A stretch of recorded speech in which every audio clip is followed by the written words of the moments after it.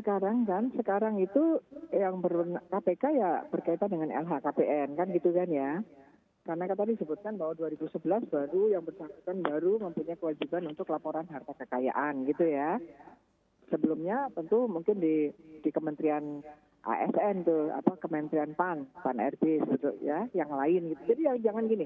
Jangan juga nanti dianggapnya bahwa ada ASN tertentu kalau hartanya luar biasa terus nggak bisa diapa-apakan juga enggak gitu ya. Jadi ini harus dijelaskan betul kepada masyarakat dan semuanya. Nah sekarang ini memang KPK.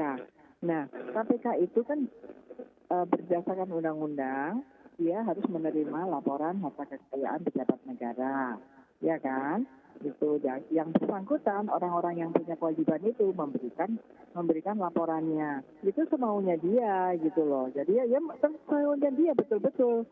Ini beda dengan LHA. Kalau LHA dari PPATK itu sudah dianalisis.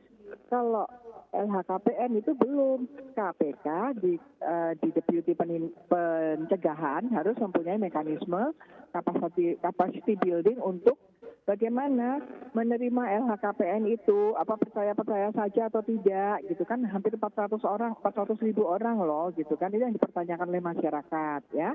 Jadi harus diklarifikasi, akurasinya bagaimana, adakah barang-barang lain yang ada padanya tetapi tidak dilaporkan, atau dilaporkan tapi nilainya direndahkan, kan gitu ya.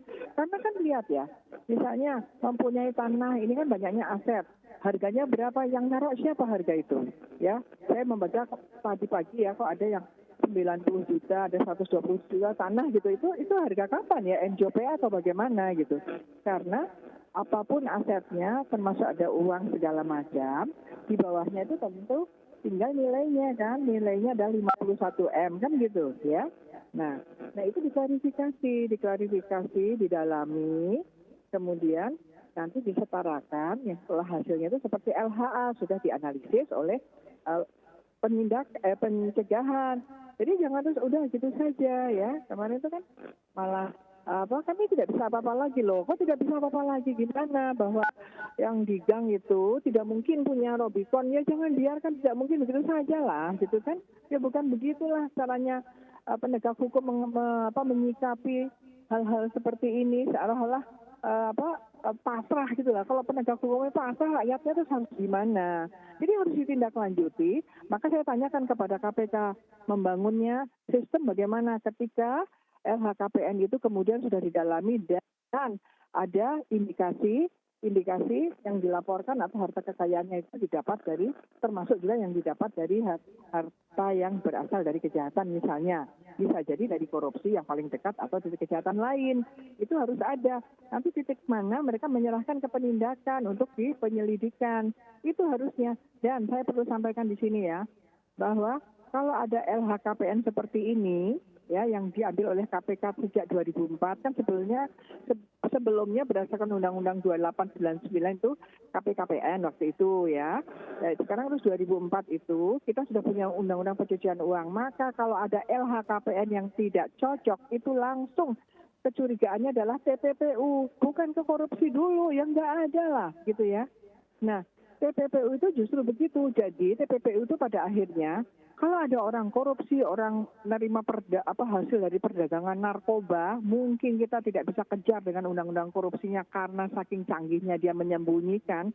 Kita punya undang-undang TPPU duluan, yaitu ketika ada harta kekayaannya yang mencurigakan, apakah itu dibelikan, ataukah itu ditransferkan ke rekeningnya dia yang lain, apakah dia menggunakan harta kekayaan tapi namanya nama orang lain, nomini, apakah dia punya mobil, punya rumah tetapi rumah itu atas nama siapa, itu adalah modusnya orang-orang yang terlibat hasil kejahatan dan kemudian TPPU kan, karena hari kejahatannya itu dibuat beli sesuatu, itu modus TPPU. Jadi harusnya nanti kalau sudah diklarifikasi, KPK masuknya ke dugaan TPPU dulu, didalami, nanti mau limpah ke tahap 2, kan itu gampang. Di sana kan KPK itu antara penyidik penuntut umum satu lembaga, satu atap.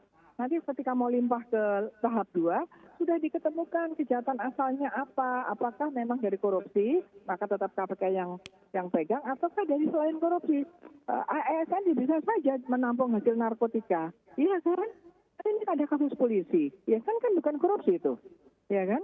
Nah, bisa aja ASN kemudian keluarganya bisnis terus nipu gitu kan, penipuan bisa saja gitu loh. Tapi ya jangan terus kita nggak bisa apa-apa, bisa lah, masa bisa apa-apa gitu kan? Ya itu saya pikir kalau memang tidak bisa, sudah dari 2004 dan isu TPPU itu isu yang lama sudah 20 tahun gitu, bukan sesuatu yang baru gitu ya. Dan Baik. ketika 2004 masuk ke KPK, kita sudah punya UNCAC 2003 dan kita sudah ratifikasi juga. Itu tiap ada LHKPN yang mencurigakan itu langsung pendekatannya TPPU dulu, baru nanti diketahui ada korupsi apa tidak, jangan dibalik. Jadi Baik. kemarin malah saya disalahkan oleh KPK, katanya tidak mungkin karena tidak tahu kejahatan asalnya dulu, makanya kejahatan korupsi merajalela karena tidak tersentuh oleh TPPU gitu. Baik.